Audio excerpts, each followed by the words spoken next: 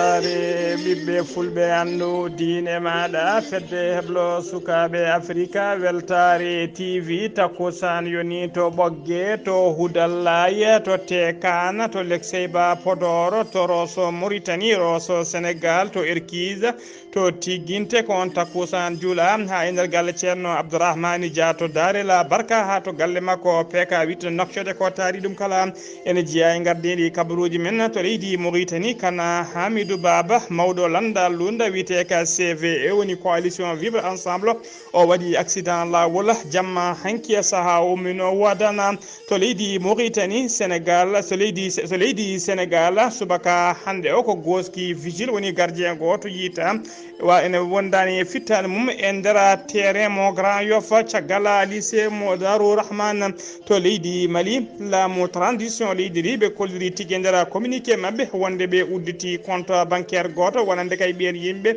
jomma ngaluji ɓe wallidde laamu transition ngu to leydi mali to leydi niger udditama ñalawma hande o somme woni batu wattogol laabi capanɗe jeegoɓi wala lawol taw ko somme ordinaire moccatala CEDEAO jooɗi to leydi Côte d'Ivoire Charles Blé Goudé ko lundi yanke e saaha ko lundi yanke ko meɗino wonde ministre e saaha laamu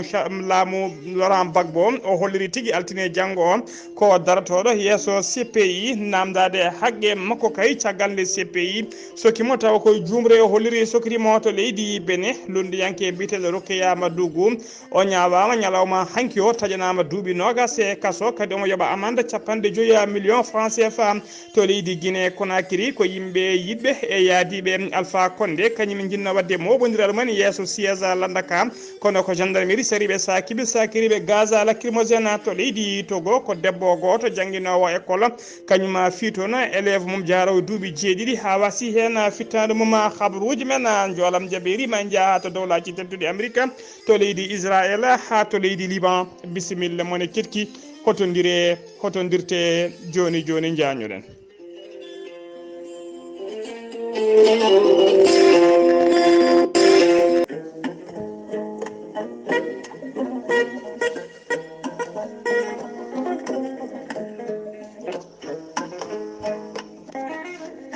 maître Adama Baldé ko wittiyanke ko gendiyanke ko wittiyanke ko safriyanke safruji fina tawa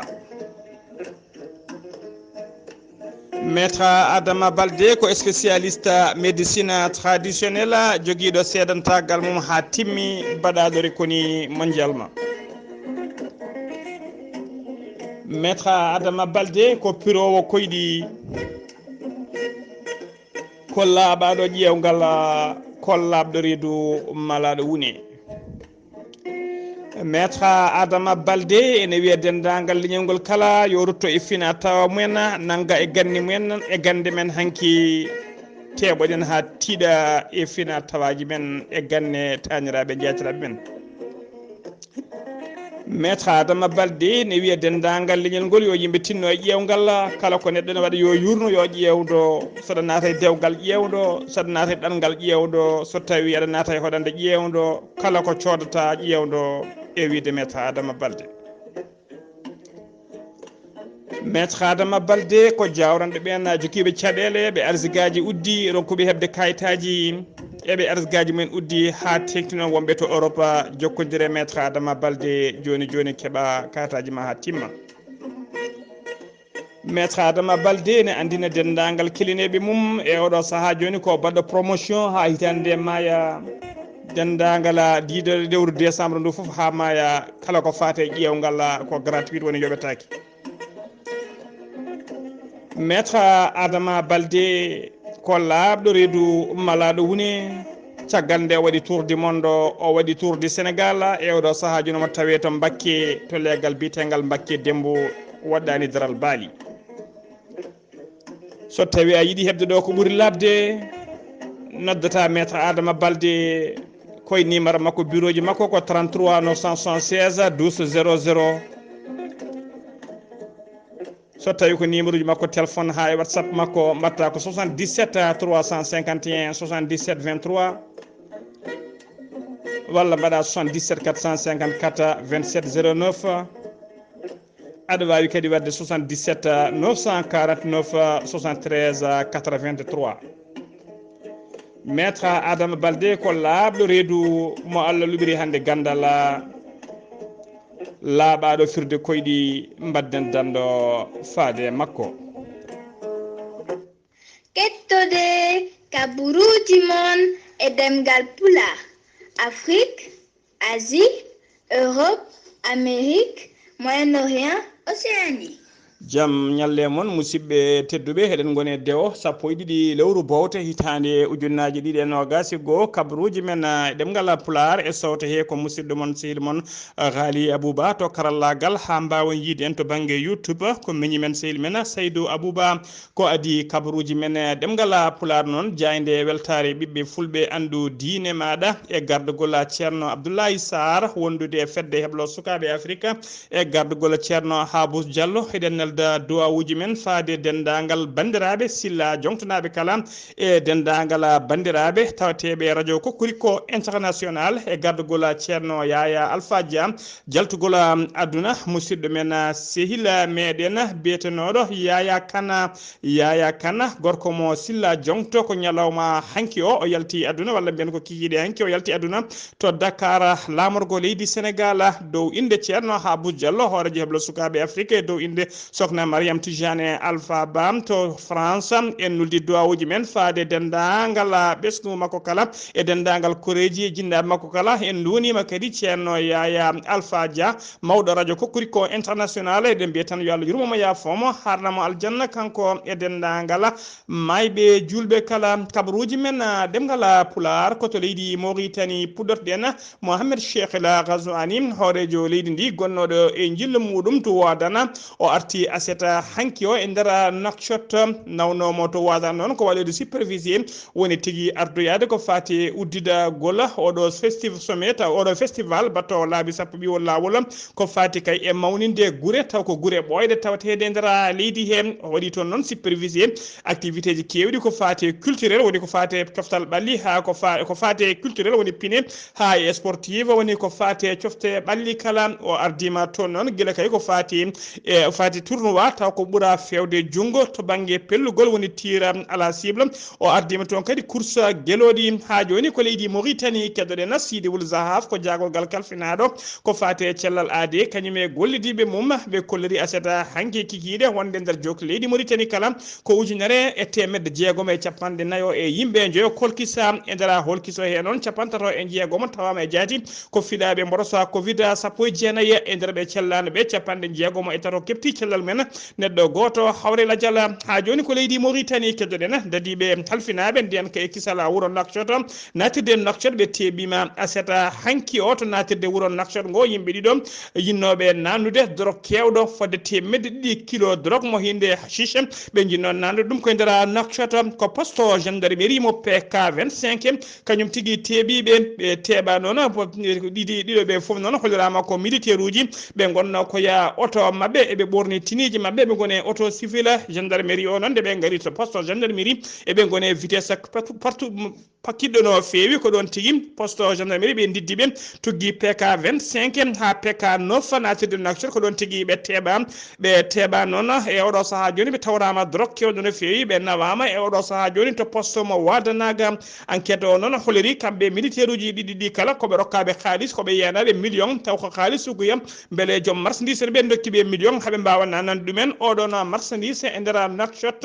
lamorgo leydi Mauritanie ha joni ko leydi Mauritanie keddoɗen leydi Mauritanie sifodiri aseta hanki o sifande woni accord e leydi Cuba ene nulda noon sifande noon ko leydi Cuba ene nulda docteur eɓe mum e fannuji kewɗi e nder hôpital uji Nouakchott koto havan noon lamorgo leydi Cuba ko toon tigui sifande nde sifa e jillu jagoɗo leydi Mauritanie kalfinaɗo ko fate cellal aade hono Sidi Zaha waɗi toon o sifodiri sifande nde noon koye nanɗo makko sehil makko biteɗo José Angela Portal Miranda on ko jagorgal Hidi Kuba kalfinaɗo ko fate cellalade docteur eɓe Kuba noon hene gollotno e nder hôpital uji Mauritanie ha tenti noon to wuro Nouadhibou contrat mabɓe gasno koye hitande mayde nde woni janvier rawane ko nden tigui contrat mabɓe gasno hanno on contrat noon waɗede renouvelé e gan sanga wonno jagorgal kalfinaɗo ko fate cellal aade mo leydi Mauritanie ko biteɗo Natiru Oula Ahmedou ko on tigui dartinno haytino sifde nden sifande renouvelle des contrat mabɓe saabu on hollirino wonde docteur eɓe Mauritanie naɓe ene mbawi lomtade ɓe golle ɓe gollatɗen hitande hikka nden hitande joni hikka noon waɗi hitande woni tigui ko janvier rawane ɓe mbayruno ɓe jaltuno leydi ɗi hollirama noon ɓoyatama ɓe gartu ɓe mbatta gollade hano hannirta ni e nder hôpital uji leydi Mauritanie ha tengti noon e hôpital mo Nouadhibou ha joni kabaruji men e demgal Pulaar hono no mbiruɗen e gardini kabaruji men hoorejo landa dawrugol landa lunda witeka la CVE woni coalition vivre ensemble hono kana Hamidou Baba o waɗi accident hanki jamma o waɗi accident lawol o mori noon koto wadana waɗi accident o nawama ko ɓuuri yawde e yaccade noon to hôpital militaire mo Nouakchott o waɗi scanner noon ɓe gandi tigui to musallo woni hollirama tigui ko koyngal makko heeli kono ko heddi e ɓandu makko kala ene hiisi e oɗo saaha joni noon omo tawe e juuɗe safroɓe ma en ketto noon konguɗi makko ɗe ƴettuɗen e junggo banimen debbo hono Binta Mamoudou Ali Kane walla mbiyen Binta Dia ko goto e rewɓe taw ko ardiɓe catala Allah ardiɓe landa CV e ma en ketto ko haaldi e kana Hamidou Baba erago waɗi faade dendagal militant ji mum e faade dendagal hettiyankoɓe radio weltare ɓiɓɓe fulɓe. Assalamu aleykum. Assalamu alaikum, les membres de la commission exécutive, les militants de la CVE, et je pense également à la diaspora. Mon calminam onon fof e illu mon e dow jettode mon ko min kan Hamidou Baba haaldata mon yidde hollide ɗon tan golle Allah e eɗen poti hamdinade. Donc il y a plus de peur que de mal. Mi accident o Allah fayi ɗum e men, mais en yalti, je ne dirais pas indemne kono noon ko mawɗum hani feewi feewi par ce que wawno ɗum ɓurdu bonde mais mbe yimɓe ecci noon kaqqillaji moon gandon ko ɗum fodore Allah, gandon également que ça n'a pas ce niveau de gravité eyyi par ce que ina wawno ɗon ɓurdu bonde surtout que hono accident o hono yaari ni yinno tan deytinde en tout cas kaqqillaji moon. Et vous remercier aussi pour votre mobilisation, vous remercier tous en vos rangs et qualités, parce que depuis que vous avez entendu mon accident, beaucoup d'entre vous sont sur le qui-vive, les coups de fil, les visites, ça n'arrête pas. Véritablement, on y a weltima han feewi e darde mon onon fof onon kala kono gonɗon fof ene woni ɗon fof on noon heddi ko timnare tan ko ɗum fawode Allah yani he men, donc en jabri ɗum Allah en jabri ɗum Allah heddi noon ko Allah jarama on jarama, Allah jarama on jarama onon kala on fawane hay goto tampere wiide ne arini salmin walla ko way noon saabu mbiɗa hono gonɗon fof nelde kam duwaw tan te ɗumin yon inchallah. Merci encore. Konguɗi kan Hamidou Baba gardiɗo landa CVE ƴetti konguɗi ɗi noon ko Binta Mamoudou Ali Kane ɓurɗo lollirde Binta Dia ko goto e mawɓe landa ka eɗen mbiya tan jayde weltare ɓiɓɓe fulɓe andu diine ma ne duwanoma nde Allah rokkatamo jaam e kisal ha wawa ruttade e golle makko hano hannirta ni kabaruji men ɗemgal Pulaar sen ɗum mbima to leydi Mauritanie koto leydi Sénégal paɗen subaka hande o ko goski sagata gorko goto tawa e nder terrain mo Grand Yoff mo Dakar caggal lycée Darou Rahman kot goski makko tawa ɗon wondani yewonki enquête gadano noon holliri tigui wonde ko baraɗo kadi o wara ko hakkude 5h du matin fay 6h du matin woni tigui sanga juulala salatu hollirama tigui ko vigile woni ko gardien Baya Modou ko sehil makko holliri tigui ko kamɓe gonduno jamma hanki o ha 2h du matin baraɗo o noon omo wiye Ousmane Faye o jibina ko hitande Ousmane Faye noon hollirama guila hitande ujunere temedde jeenayyi capanɗe jeenayyi woni guila 1990 golle makko ko woni vigile woni tigui gardien o gardanno noon ko nder pharmacie goto taweteneɗo nder légal he caggal ɗum noon o udditi agence makko gonko e hoore makko taw ko kanko gardanta hoore makko taw ko motoji woni scooter uji ko ɗum woni ko gardanno ko jamma hanki o noon fittandu makko itta hollirama noon goski makko ƴettama nawama to hôpital Idrissa Pouye omo Grand Yoff autopsie nana waɗe hen beele ne ande holko mbeɗa ande tigui holno warda Ousmane Faye noon jeeya ko to nokku biteɗo Thiadiaye ne tawe ndera région mo Fatiga wonde région mo Faddi ene tawe ndera région mo Fadiga omo ɗacci noon cuddiɗo goto e sukaɓe yonɓe no fewi eɗen mbiya tan yo Allah yurmomo yafoma harnam aljanna kanko e dendagal mayɓe julɓe kala allahumma amina. ha joni ko leydi Sénégal keddoɗen Abdoulaye Diouf Sarr ko jagorgal kalfinaɗo ko fate cellal aade kañum e gollidiɓe mum ɓe mbaɗi noɓe kewi wadde kala subaka so huccidde ɓesgu leydi ndi andinde ɗumen bulletin de santé to mborosa covid 19 yarata e nder leydi he e kolliri noon e nder waktuji nogas e nayyi cakkitiɗi ɗi ko ujunere temedde jeenayyi neɗɗo kolkisa e nder leydi he kala e nder holkiso he noon hen yimɓe sappo tawama e jaati ko fiɗaɓe covid 19 ɓen sappo noon hen goto ko contact suivi woni memodirnoɓe wonduɓe rafi o jeenayo heddiɓe ɓe kala hay goto men anda to ƴetti on rafi woni communautaire ɓen jeenayo noon ɓen jeenayo noon hen ɓen hollirama tigui e yimɓe jeenayo kadi kepti cellal men neɗɗo goto ne tampi sanne ma wallite to banggue fofango hay neɗɗo goto noon ala mo rafi o yooɓi fittade muɗum e nder leydi Sénégal kala e oɗo saaha joni Sénégal ne yara doggol winditiɓe coronavirus ɗe jettima capanɗe jeeɗiɗi e nayyi ujunere capanɗe jeetato e yimɓe jeegomon hen capanɗe jeeɗiɗi e ɗiɗi ujunere e temedere capanɗe joyyi e yimɓe nayo keptino cellal mumen hano hannis ni patino galleji mumen ujunere temedde jeetati e capanɗe jeetato e yimɓe jeegomo ɗum woni ko hawre ladial tuggi ko rafi o naati leydi ndi faade ñalawma hande o e ñalawma hande o kadi eɓe jogui capanɗe nayo e joyo neɗɗo wonɓe juuɗe ɓiliɓe juuɗe docteur eɓe taw ko tinaɓe wonduɓe e mboroso coronavirus eɗen mbiya yo Allah rokkuɓe jaam. ha joni kabaruji men ɗemgal pulaar to leydi Sénégal Abdou Karim Sall ko ministre kalfinaɗo ko fate taridi woni ministre de l'environnement omo tawe noon e subaka hande sunare mawde no fewi jaltugol aduna mawni ko gorko jaltuɗo aduna to Dakar ko kikiɗe hande noon goski ƴettete to hôpital Idrissa Pouye mo Grand Yoff o wirnoyte koto horko ƴere ene tawe e nder département mo Kanel e nder région de Matam yo eɗen mbiya tan yo Allah yurmo yafomo kanko e dendagal mayɓe julɓe kala. ha joni kabaruji men ɗemgal Pulaar koto Kolda paɗen population mo Fuladu ha joni ene jokki namdade e wullitade kala saaha nde laamu ngu wallataɓe e machine kesomo hinde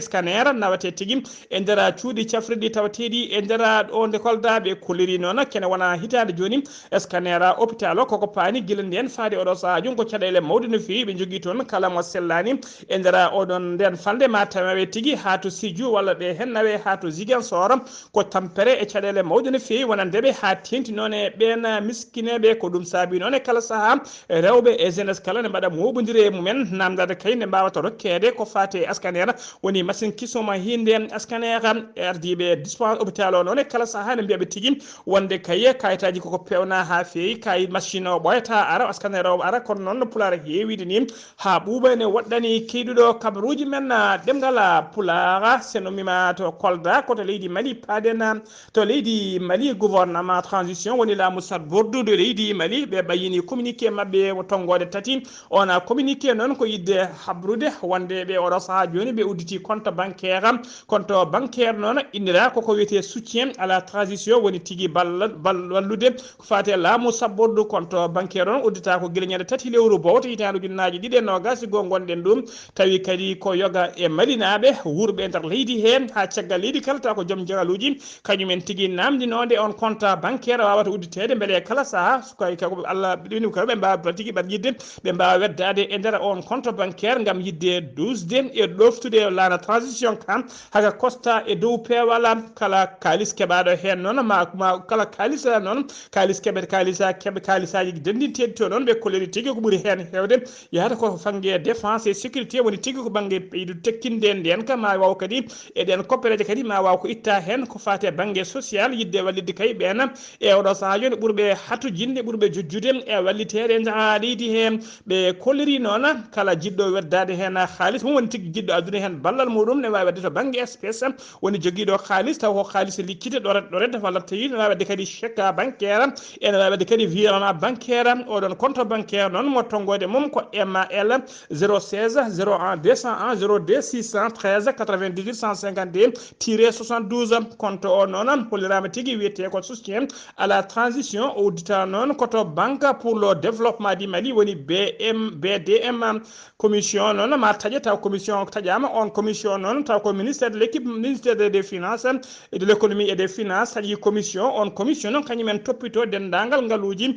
natoji e ndera oɗon bon jaltoji kala ɓe kolleri kadi kanko jagogal kalfinaɗo ko fate finance économie e kala saaha ma ɓayyin ma waɗ kalande mum andina bandiraɓe holno foti naati hen e ko yalti hen kala eɓe jogui kadi site internet kala naɗɗo e nder on site ma andu kala ko wawi versede hen e ko wawi yaltinede hen kala ma yiruɗuma guitema hano hannirtini kabaruji men ɗemgal pulara sen ummima to leydi Mali sen ummima to kabaruji men ɗemgal pular sen ummima to leydi Mali ko to leydi Nigéria paɗena udditi aleta hande o to Abuja leydi Nigéria batu taw ko watto ngu sommet battowo laabi capanɗe jeegoɓi walla lawol ko fedde CEDEAO ne jooɗo batuji mumen e mbadi sommet ordinaire Modibo batu ngu noon ko ñastade kuule fedde nde e ƴewde kadi caɗele gonaɗe oɗo saaha joni to leydi Mali ha to leydi Guinée Conakry kala ɗeɗo leyɗele oɗo saaha joni jeeyaɗe catal CEDEAO tawa kadi ko militaire uji nder guiti laamu civil en ndiwi jooɗi e jappere laamu ɓe kolliri kadi maɓe mbaw yewtude e nder batu he ko fate peeje kay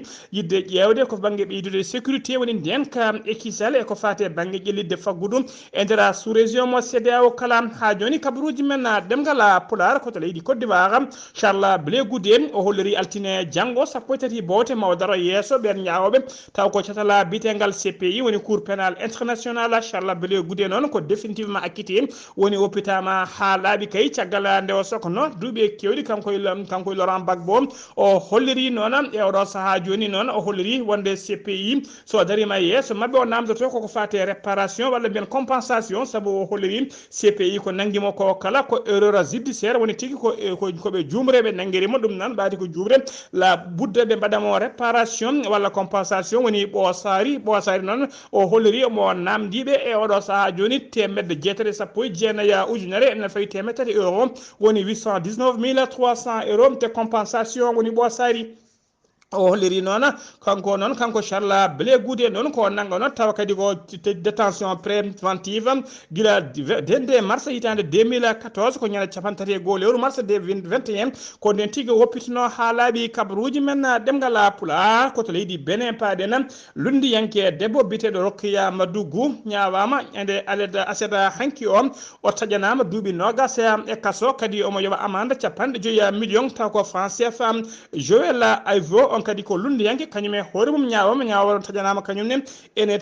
kañumne taƴanama duuɓi sappo e kaso yimɓe hewɓe noon ha tengti e yimɓe habantoɓe haqqe innama aade ɓe kolleri tigui ndeɗo ñawata ko farce woni tigui ko fijirde ko kadi ko toñade koɓe mbeɗa tan eɓe nanguimo kabaruji men ɗemgal pular koto leydi Guinée Conakry paɗen yimɓe yidɓe e yaduɓe e Alpha Condé jiiɗino tigui wadde moɓodiral mumen e diñum men yesso siège landaka namdade kayen nde Alpha Condé woppitte ha laaɓa ko gendarmerie noon kañum tigui sariɓe sakiɓe diɗɗe aranoɓe kay kala ɓe coyni ko gendarmerie sariɓe sakiriɓe gaz lacrymogène hewɓe ardunoɓe koddani moni kala ko ɗon rewitini mum hewɓe mabɓe kadi diddama teɓama e oɗo saaha joni moftama e nokku taw ko nokku mo andaka woni tigui destination inconnue yoga e mabɓe noon gaari tigui kenen jogui banderoluji ne winda hen vive la démocratie aba vive ene winda hen vive la démocratie aba la démagogie woɗɓe hen ne jogui banderoji ne winda tigui libéré Alpha ko ɗum woni koɓe jiguino kono hewɓe mabɓe jeehi tigui kene morliɓe beddi banderoluji mumen naati e so ene caggal nde gendarmerie heddiɓe sariɓe sakiɓe Alpha Condé noon en yaara duuɓi capanɗe jeetati e nayyi ko en 2010 o suɓano yaw ardo leydi ndi caggal nde o gayni mandat makko mandat nde gasi ko ɗon tigui o waɗi ko wiyete memtorguel tunnorguel leydi ndi gam yidde ƴamtude 3e mandat caggal ɗum noon ko nen tigui o laami 3e mandat mo duuɓi jeegom o laami hen kene manka hitande seeɗa ko ɗon tigui dadiɓe e gardegol colonel Doumbouya ɓe nder guiti laamu makko o soka lebbi tati e oɗo saaha joni o arti e nder galle joom suudu makko taw ko résidence surveillé woni hay goto natata hay goto yaltata ko dadiɓe ndeni galle o koto leydi Togo paɗen to école publique woni école laamu mo Alhoussa Songo Daogué e to Lomé e nder leydi Togo ko debbo goto jangguinowo école kañum fi toon élève mum jarano duuɓi jeeɗiɗi o fimo piggal musical no fewi tawala ko fiiri on so wona tigui ene haala e kala saaha nde jangto e nder classe o fi ɗum piggal musical no fewi hoti galle men heeɓi musalla no fewi ɗon ki janggude no janggo mum ni nawata doctoreɓe e ya gatta ɗon hakkude galle mumen faade juuɗe doctoreɓe ko ɗon tigui o yalti aduna guel ɗon cukalel ko andi ko yalti aduna kabruji men jolama jabiri ko do dawlaji tentude america paadena tornade musdo won tigi hendu mawndu yadunde jiwonde mabbinoma e der centre dawlaji tentude america hollirama non e odo saha joni bila wasni hen pittali men ko be capan jetato e yimbe tato ko boni hen e bagasuji non limota ko allah hewden ha tenti non e nokku wuro witengo no wuro witengo mayflede ene tawe ndera état mo kentuki galleji kewdi kullirama tigi der gitima tona ko to leydi israel paadena Naftali Bennett ko premier ministre mo leydi Israel kanko lomti Benjamin Netanyahu a waɗi jillu makko noon gadal ngu to Abu Dhabi e nder Émirats Arabes Unis ko kanko noon woni horejo jagorde woni tigui gardiɗo laamu gadano leydi Israel wadde jillu muɗum to leydi Émirats Arabes Unis to Abu Dhabi jillu ngu noon ko bettere ko ɗum saabi noon e nder laanandi o ka nawkama toon ko hay journaliste goto ala ɓe o yaadi siftinde on noon ko guila hitande ujunnaji ɗi e nogas woni en 2020 ko guila nen leyɗe ɗiɗi cifodiri sifande gam yidde wattude gollodade hano hannirtini koto leydi liban paadena yimɓe tato jeeyaɓe e catala hamas mbasi pittali men alede hannde o sappo jiɗi bowte e saha kay ɓe gonno e keɓugal wirnoyde mayɗo goto taw kadi ko fellaɓe oɗo saha joni noon holiri tigui falliɓe ɓe pella ko nder camp palestine naɓe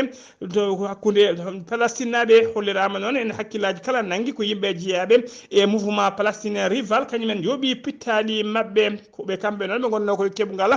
wirde Palestine najo goto mo fittano mum ittuno e nder oɗon kan ɗum wonno tigui aljuma ɓennuɗo o ñalawma hande one ko kamɓe ɓeɗo tata woni pittali men itta e nder on kan musidɓe tedduɓe gasi ha laaɓi ceer ko ɗum ɗo wonno ko tonguɗen kabaruji men e ɗemgal pulaar ɗo e habridde ko musidɗo moon sehil moon haali Abouba to karallagal ko miñi men Saydou Abouba ketkimalaki jaam yo jaam Allah jogomi jogo on